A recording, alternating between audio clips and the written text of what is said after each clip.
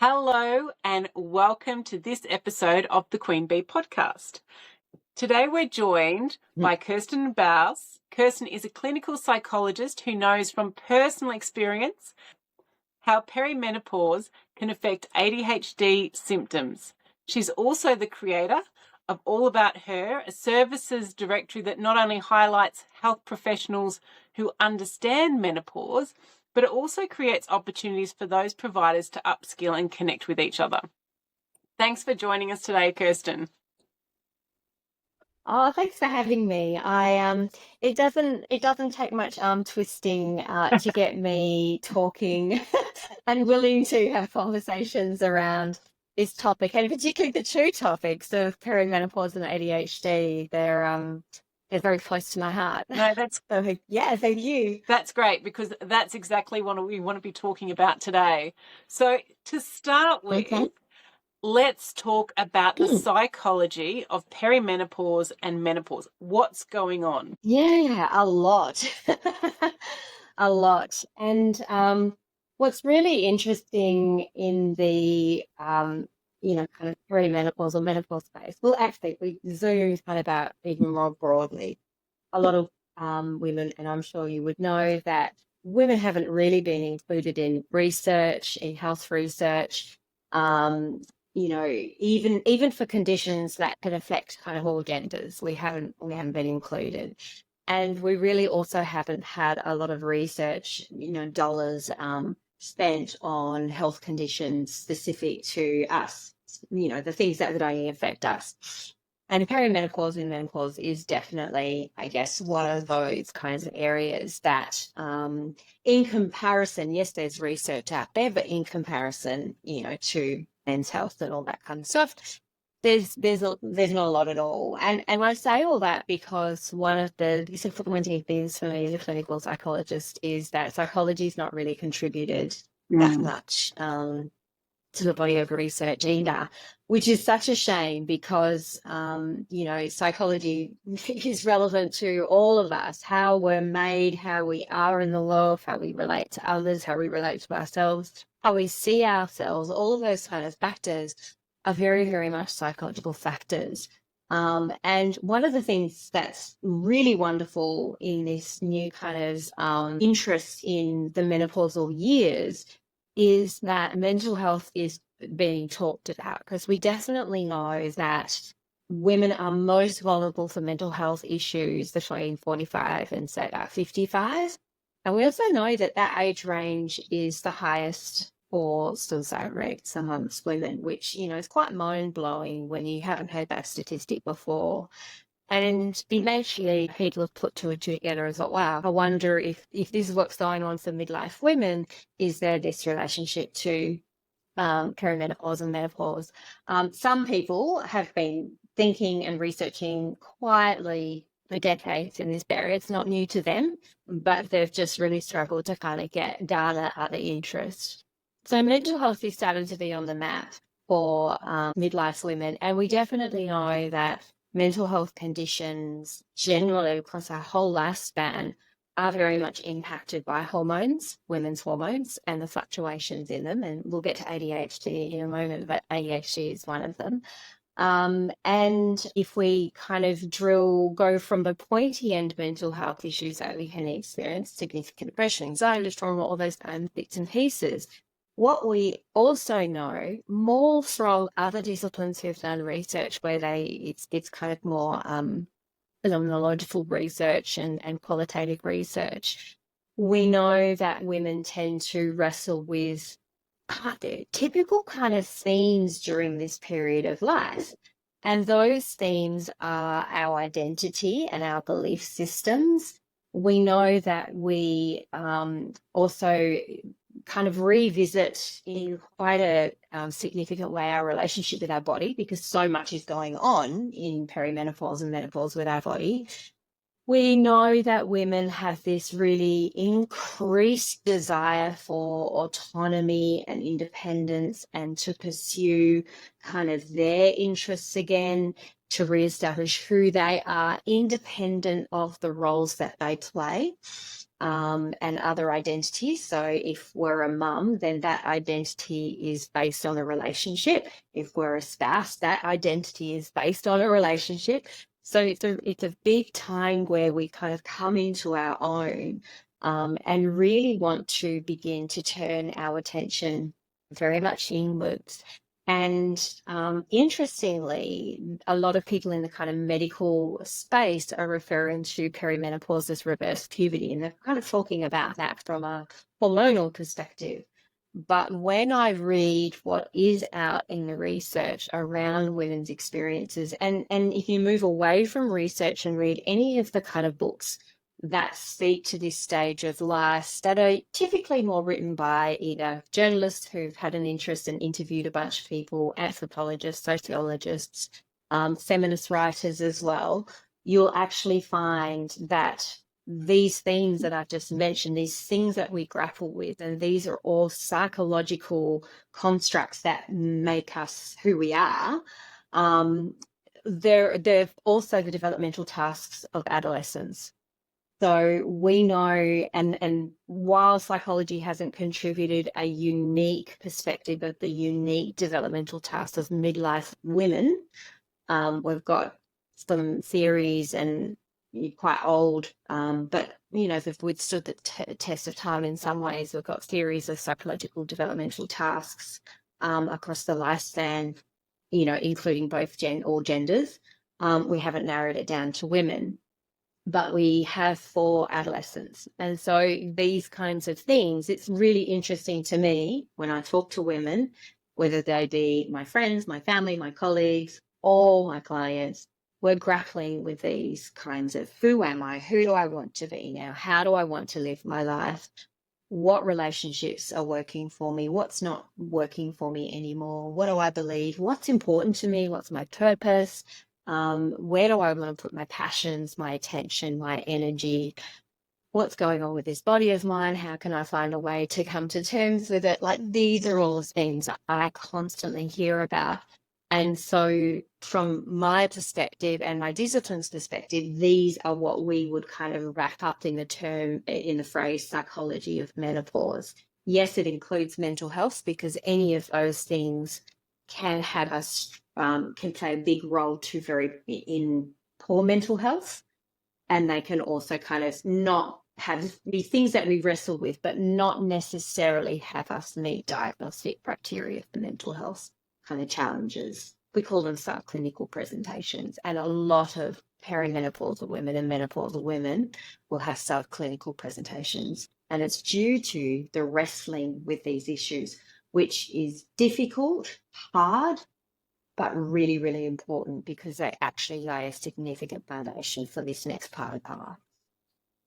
So long answer. Sorry about that. Oh, no, it's a great answer. There was so much gold. I'm like, which bit of gold am I going to focus on? So I guess one of the things and I guess this is part of my passion, not just because I've gone through perimenopause or going through it. It feels like it's never ending. But I believe that one of my cousins was a statistic in terms of, we lost her at 44 to suicide. She was someone who had bipolar and felt like her brain was deteriorating, went to see a specialist, and he said, it's never going to get any better than this. It's all downhill. So she sort of didn't see the point and checked out. And I didn't know anything about menopause then. This was about 12 years ago. And I kind of see, and I know from your own experience as well, that trying to find people who understand how that hormonal shift actually impacts other things, and I know this is the same with the ADHD space, it's such a huge issue, but there isn't enough awareness, even in those specialty areas, that this is foundational to what they should be understanding, because if our hormones are foundational to us, that needs to be foundational to those experts. I'm not sure if I've got a question there, but I'd be really interested to hear you talk more about what you've seen in the field. Yeah, and sadly, I have to agree with you. And those of us who work across health disciplines who do have the special interest in menopause and keep up with what's going on in terms of the research, I would be surprised if any of them would contradict that statement as well. It's one of the very common frustrations for us that there's just not enough knowledge out there. I know having a lot of lovely colleagues who are GPs, menopause-informed GPs, and I mean, in some ways they play the most critical role because they are often the first person that women will go to. So if they don't spot it, if they don't recognize so many factors, so one being you can be quite young. Um, you can certainly, it's premature ovarian insufficiency if you hit menopause before, quite a lot before you are 40. But what can happen is you don't hit menopause. I mean, certainly some women do, and that tends to be spotted because it's quite unusual. But a lot of women are starting perimenopause in their late 30s, and yet there would be plenty of medical and health professionals out there that it would not occur to them to start thinking about that and consider that as a possibility until a woman is 45 plus. Sadly, the other factor that kind of feeds into it is there are still medical people out there who only know about the Women's Health Initiative study, which was, I think, don't quote me on this, but I think it came out in 2002. I think it was 2002, but it just, the methodology was never robust. More importantly, it also wasn't really shared widely enough in the kind of general community in terms of what media did with it to then recognize that the methodology is relevant to the results. We need to understand who's been looked at, what has been looked at, what's been excluded, what's been included, all of those kinds of factors to actually make sense of and use the findings adequately and appropriately. And so there's a lot of medical people out there who were still kind of thinking the risk of breast cancer goes through the roof if you put women on a HRT or MHT, as it's called now, menopause hormone therapy. Interestingly, menopause hormone therapy is also very different from back then to now. What's offered is referred to as body identical, or some people call it human identical, and it's molecularly the same as what we produce. Whereas what was going on back then, I believe, was kind of made of horse urine.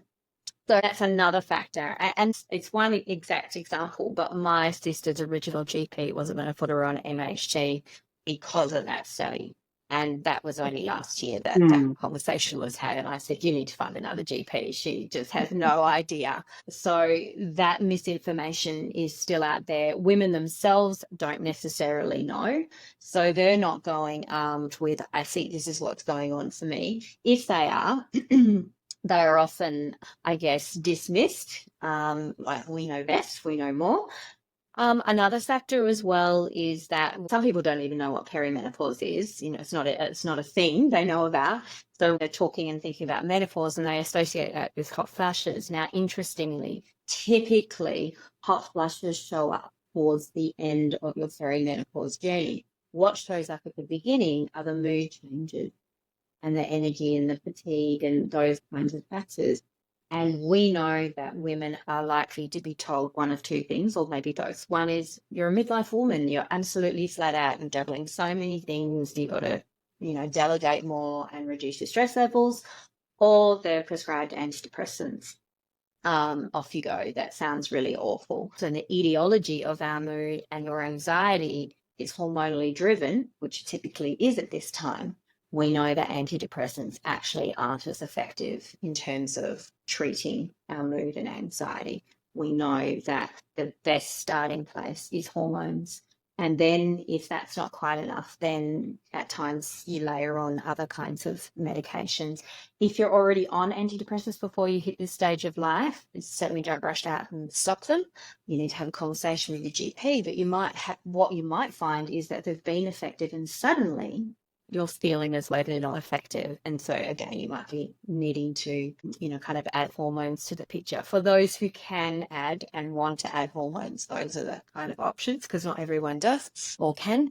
But yeah, we definitely know in terms of things like bipolar, we know that the risk that bipolar, depression, anxiety, trauma, any of those kinds of mental health issues, kind of mental health disorders that have psychosis as a basis, part of the picture, we know that they often flare up. Women can have recurrences, relapses of those kinds of mental health issues at this particular time.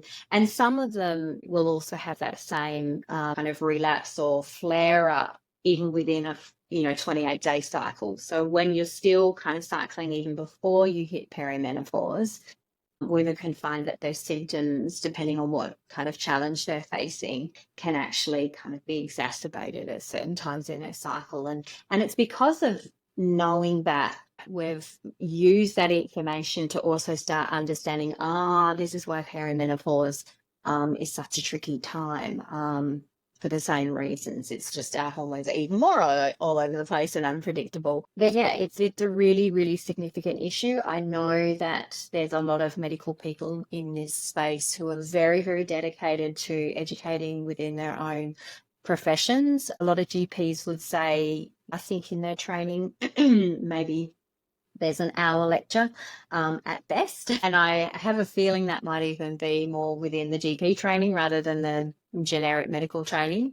Now, I can tell you that despite the fact that one of the critical components of a psychology degree and our training, which is a very long process, it's 8 years to become a clinical psych, one of those is we need to, it's called lifespan and developmental kind of factors. So we always must be looking at clients through a number of lenses. A biopsychosocial cultural lens is how we start making sense of clients and what their experience is. And lifespan and their developmental stage is one of those. Despite that, there is not one lecture on women's hormones and mental health in the degrees, let alone this very niche stage of life. And so one of the things that I'm doing, because I'm super my mind is blown by this. And I'm so frustrated, is I've been doing presentations and training within my own profession, and I plan to continue to do that because it is such a significant stage. And what I kind of say is, if anyone is working with a client who was born with ovaries and they're kind of late 30s onwards, this is something you need to know about, basically. So yeah, a lot of work to be done. So moving on from that, do we actually know how and why the fluctuating hormone levels exacerbate existing neurological differences like ADHD? Yeah, I mean, I guess I probably can't operationalize it.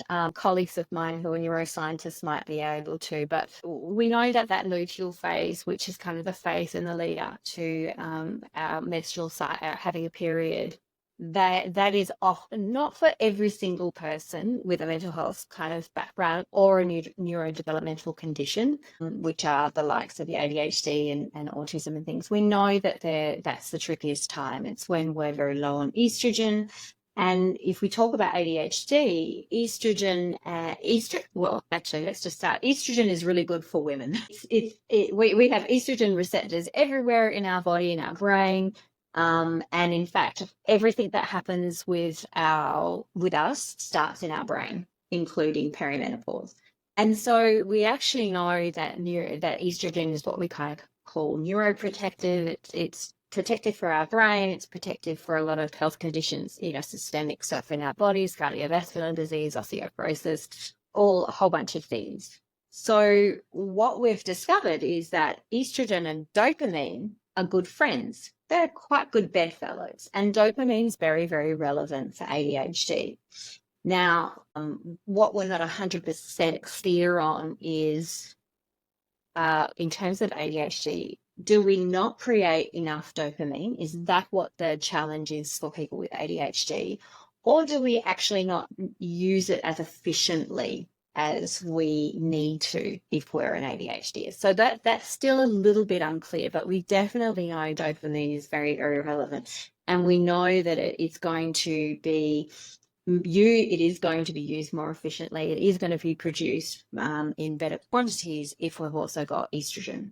So as our estrogen declines, which happens both in our luteal phase when we are cycling, but also in the perimenopausal years where there's this overall decline, then, dopamine's not got its bedfellow anymore. And so that's why we're finding one of the many reasons why we're finding midlife women are actually being diagnosed with ADHD. Why is it happening this late? Well, one of the reasons is because we're really losing our estrogen. And so the challenges that come with ADHD are starting to be more obvious.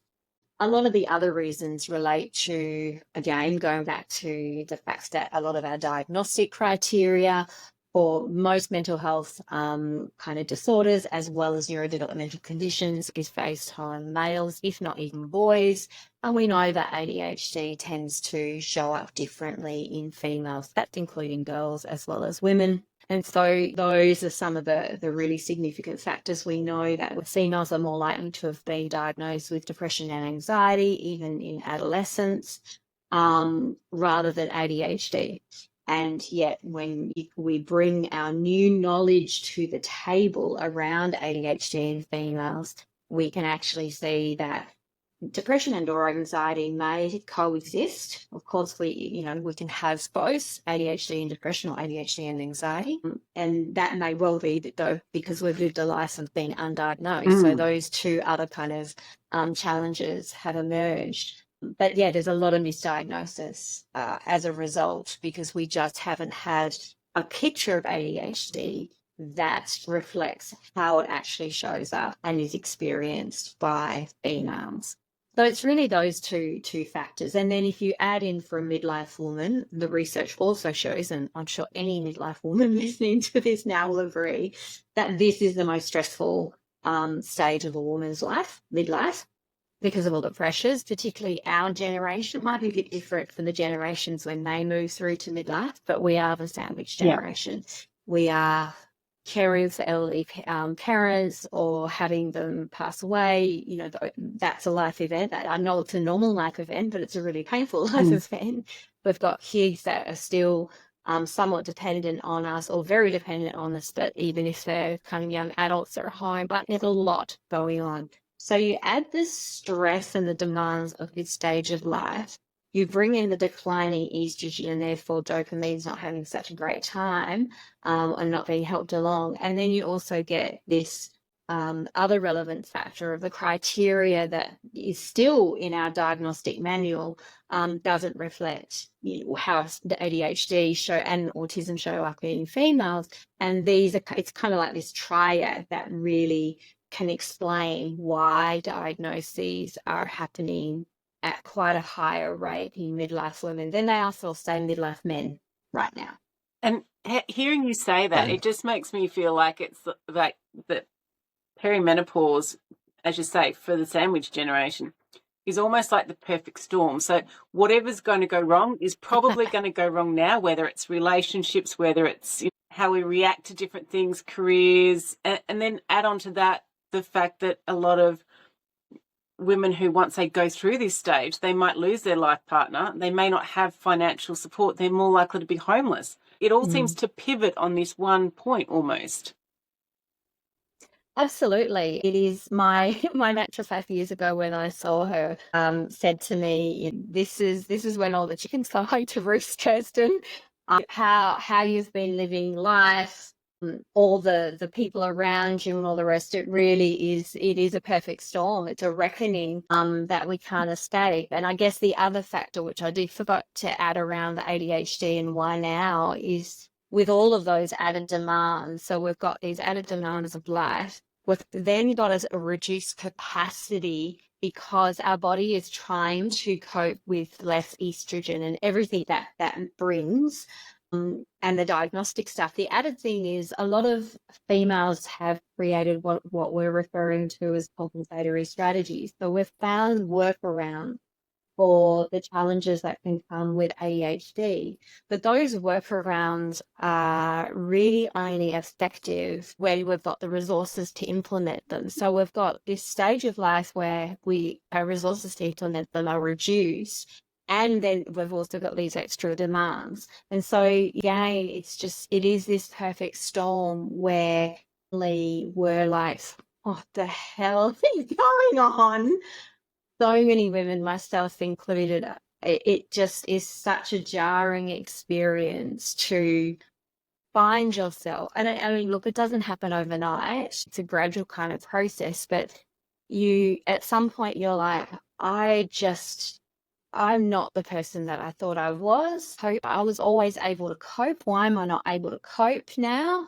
It really challenges and I guess starts to shake our self-belief and our self-confidence in a really big way. Now, compensatory strategies have likely come at a significant cost, even when we could use them, because it's bloody exhausting to live as an undiagnosed ADHD and have all these kind of things that we need to do to kind of make life work as best we can. And so burnout is another factor that a lot of women in general arrive at perimenopause already burnt out, particularly ADHDers. But you know, a lot of us have a sense of competency nonetheless. Like we've been kicking some goals, even if it's been at a cost.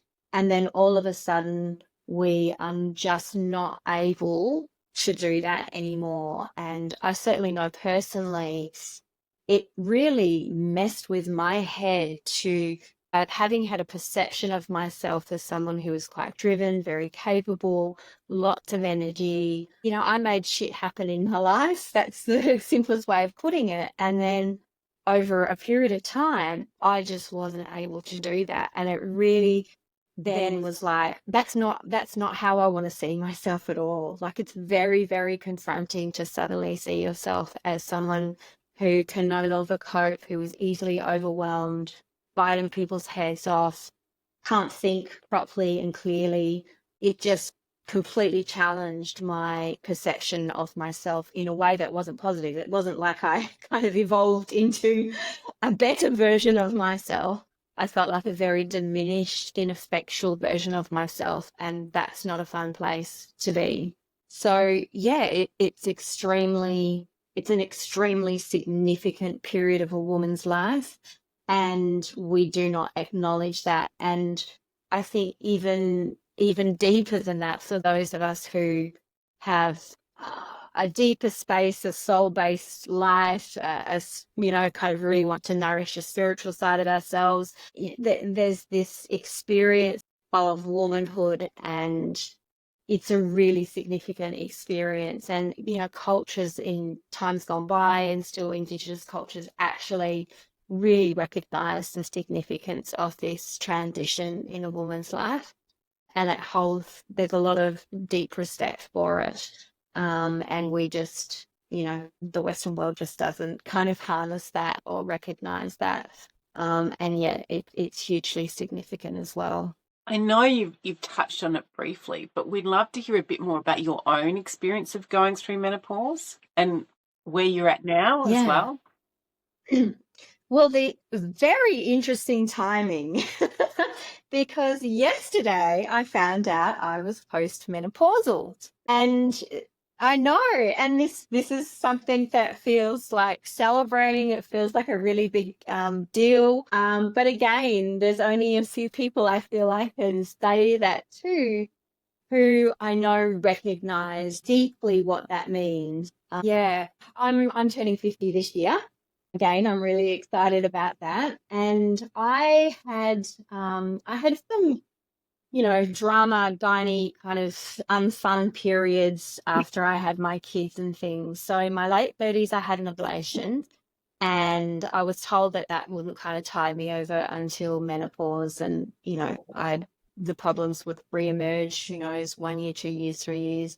They did. And at that point, and I was about 42, I decided to have a hysterectomy.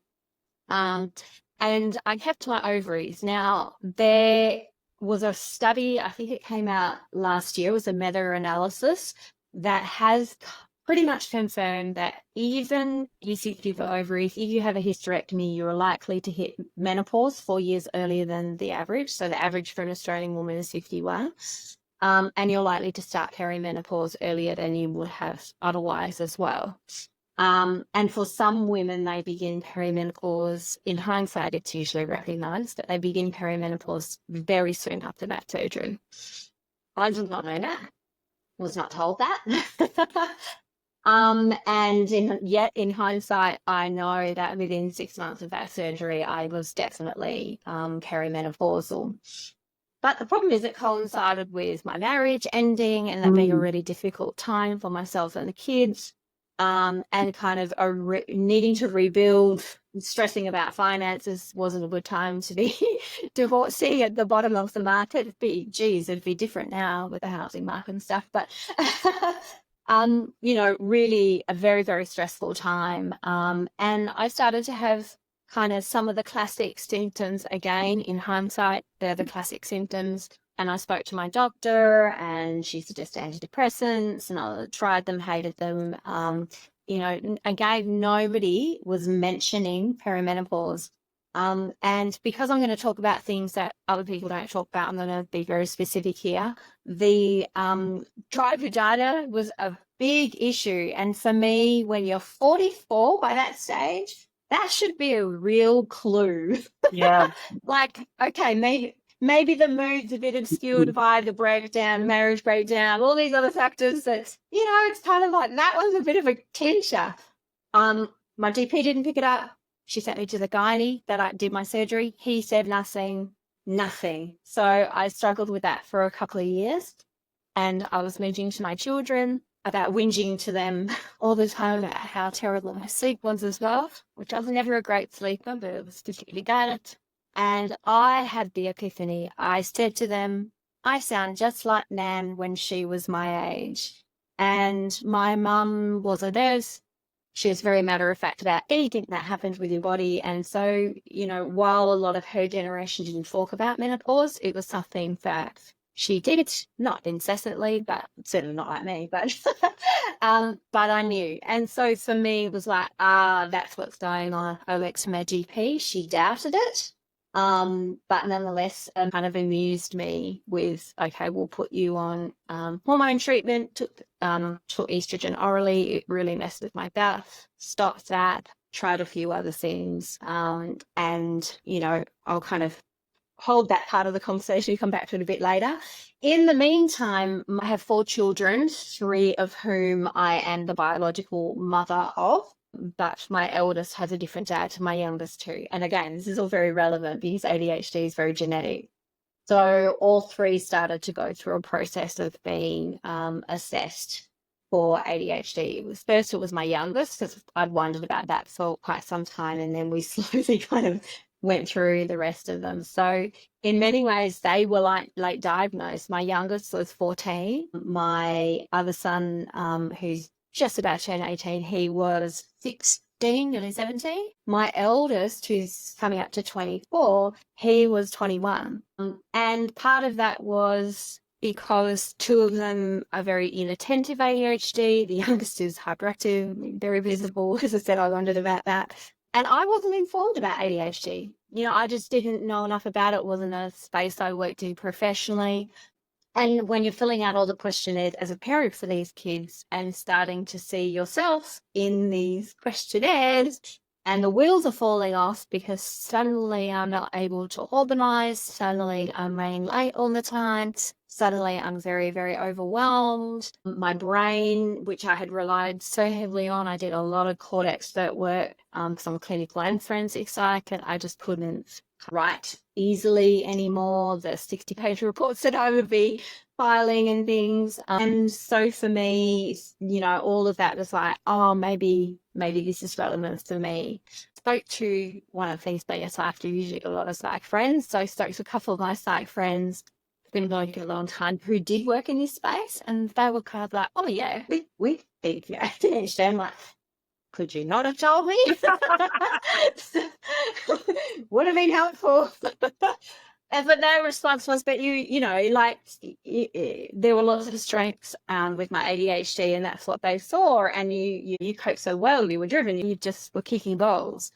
And so it didn't seem very relevant, I guess, to them. It wasn't part of the conversation.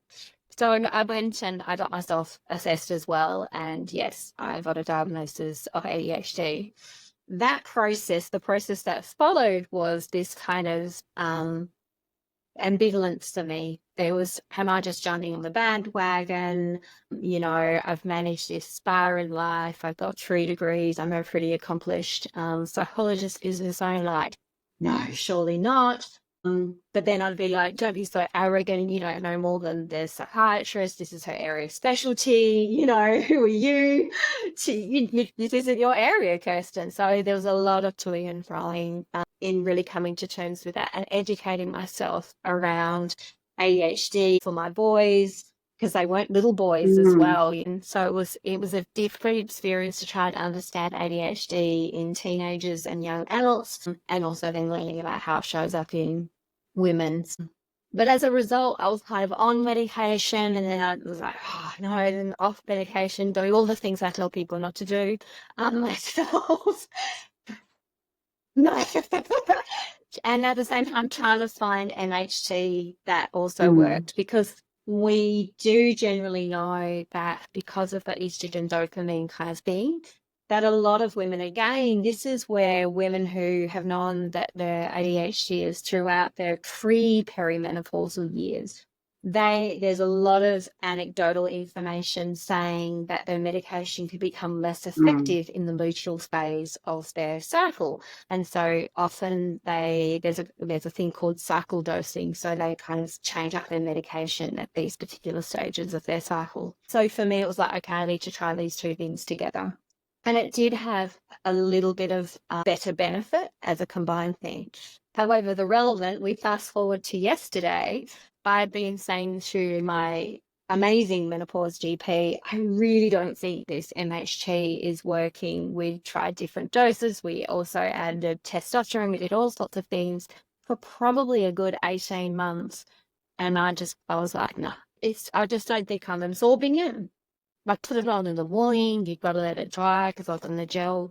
Got to let it fully dry. When I showered in the evening, sometimes it felt like there was a residue on my legs, on my arms, where I put the gel that wasn't soaked. I hadn't put soap on yet, but I'm still having symptoms. Anyway, she said, okay, we're going to get your estrogen levels checked because they should look a certain way if you're absorbing it.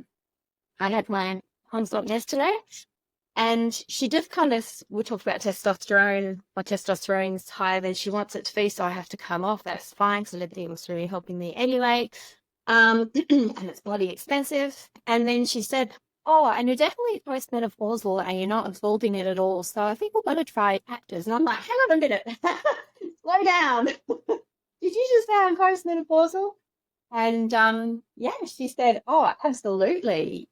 Your estrogen is almost non-existent and it needs to be at this certain level.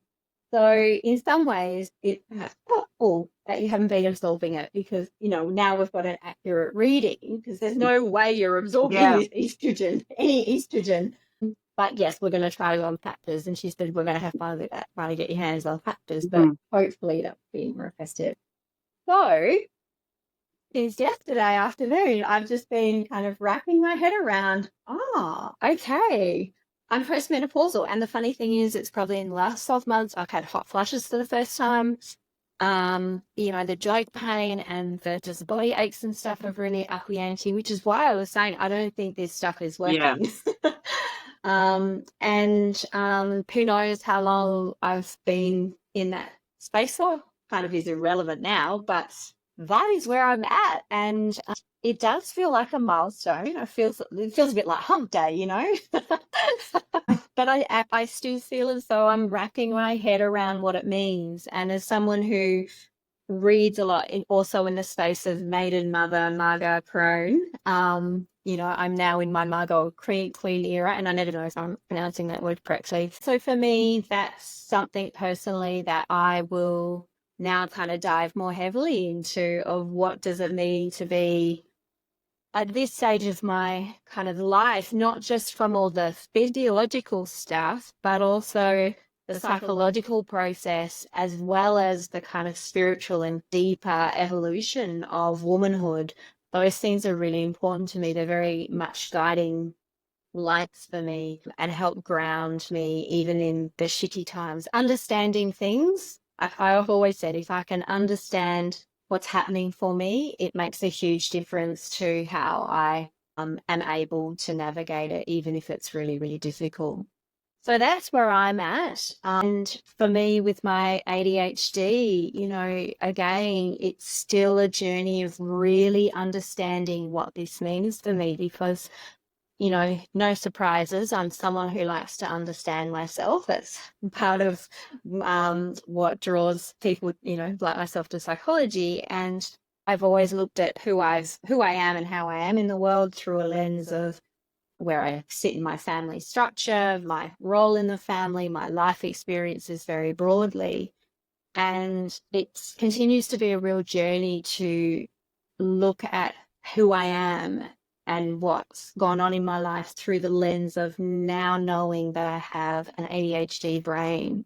It's a new way to look at myself that is, again, really, really important. I've got a friend who's 40. She's known she's ADHD since she was a young child, and she's irrelevant to her. Like, she's like, this is who I am. I know why I am the way I am. But that's not been the case for me. I've understood myself through an entirely different paradigm, and now I'm re-understanding myself through a new one. So it's quite exciting. There's a lot of things that it explains, absolute no-brainer explains, and it has helped me have more compassion for some of the challenges that have been particularly kind of magnified during this phase of my life as well. So yeah, it's a big deal. And so as you were talking, I was kind of thinking of the hero's journey. You've gone through the badlands and you've overcome all your challenges, and now you're ready to, who is this hero going to be when she emerges? And I imagine that at least part of that hero that's going to emerge is involved in your All About Her project. So would you like to share a bit about what's emerging in that space? And it's funny you talk about the hero's journey, because I presented at the Her Centre conference last year, and my title was The Heroine's Journey. Because I really feel as though this stage of a woman's life kind of starts with the dark night of the soul, or the beginning of a heroine's journey, because it always starts with challenge, and then there's this emergence. So All About Her really arose for me because I guess what I haven't mentioned too much professionally is I've been working in this space increasingly, going from the perinatal space where I spent a lot of time, and, clients age with you, which is always an interesting kind of journey, and moving into the perimenopause space.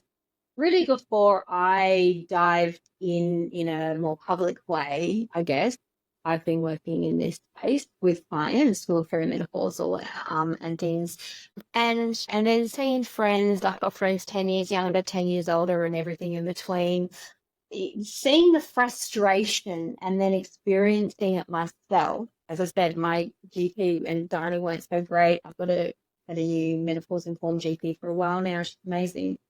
Just thinking, this is ridiculous. This is such a difficult time in women's life. Not every single woman, but we know that, 70 to 75% of women are quite noticeably impacted in a negative way by the symptoms and experience of perimenopause.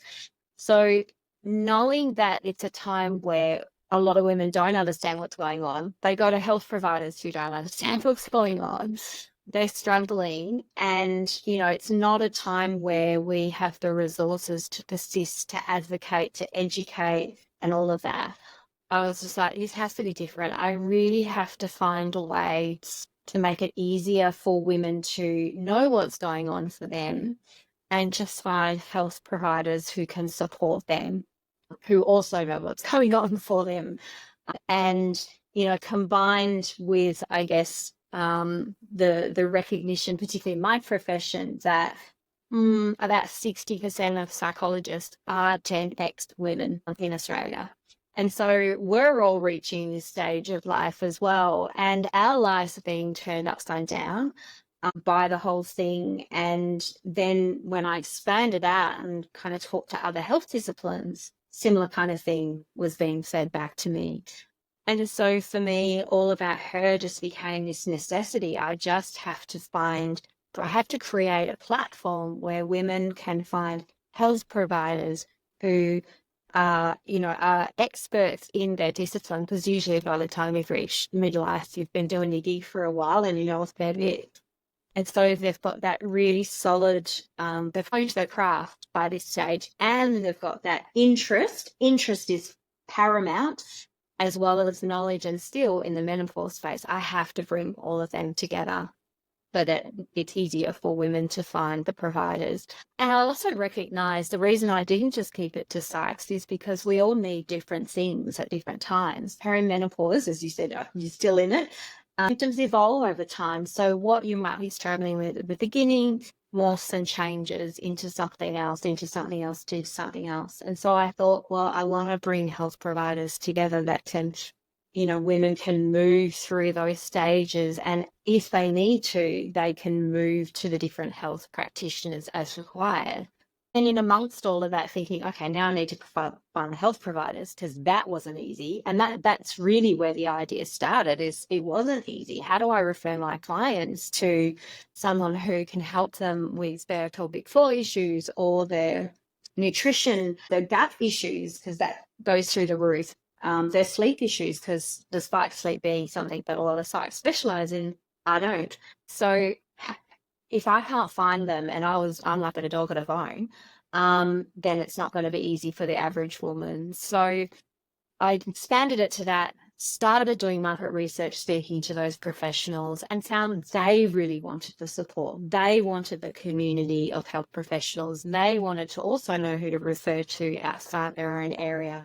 They also wanted to learn and continue to learn. And the cool thing is, this is on the agenda now, this life stage, and I think the research is probably going to be rapid and huge in the next 5 to 10 years, and they wanted to be part of something that helped them stay across that, helped them feel confident that they're up to date with what's going on.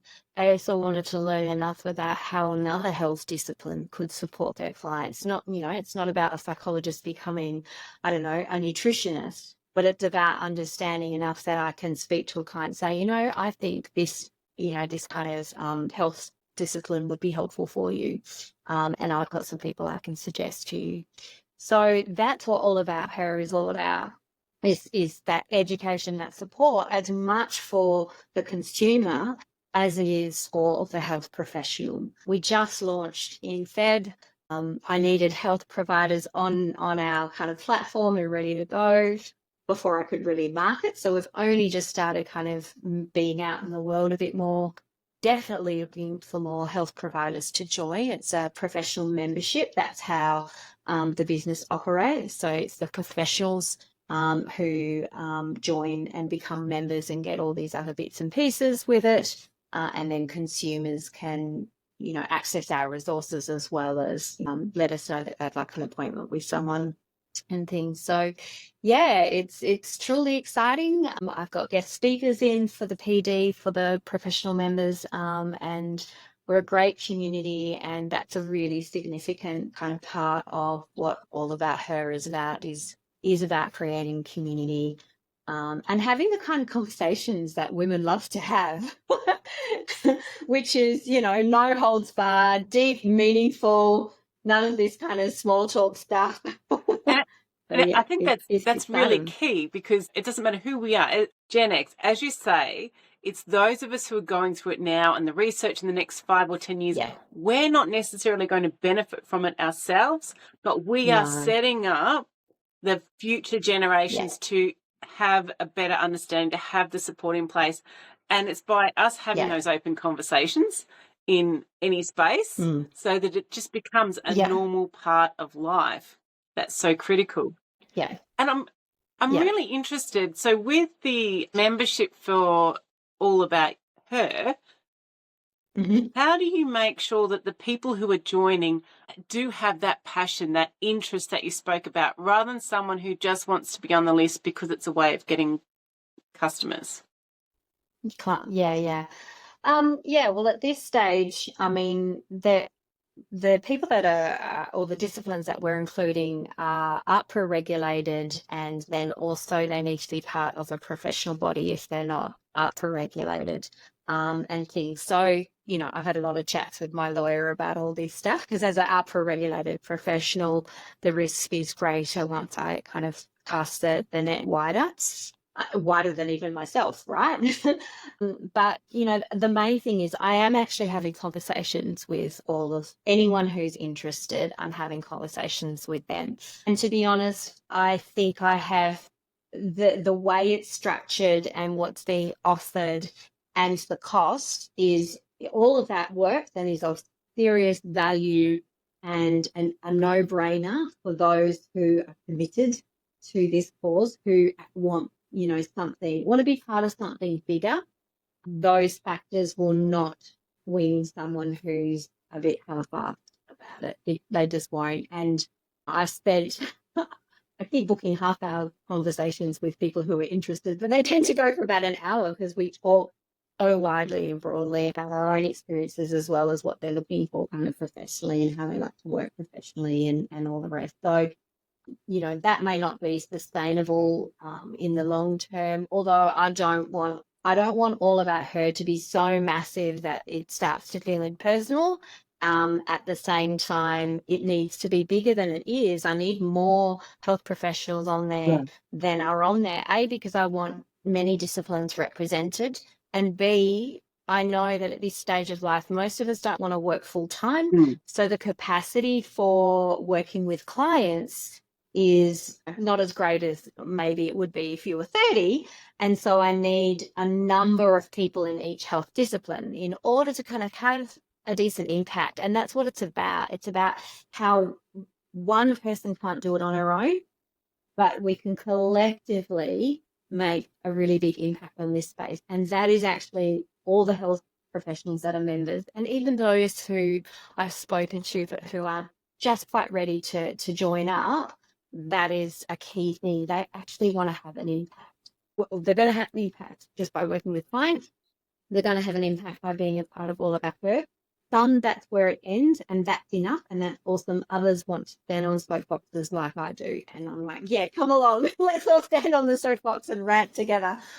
So I'm all for supporting what the health professionals want. I don't tell them how to work. I don't tell them the hours they work. I don't tell them where they work or, you know, how many times they see clients or their fees or anything.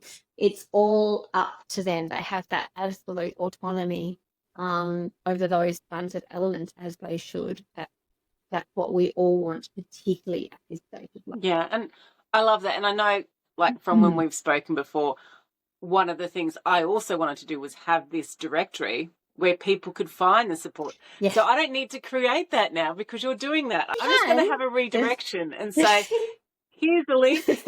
These are some of the great people. And again, one of the great things I love about the menopause space is we're all here to make a difference. It's not about us. It's about how can we support each other to get that reach and that impact as big as possible.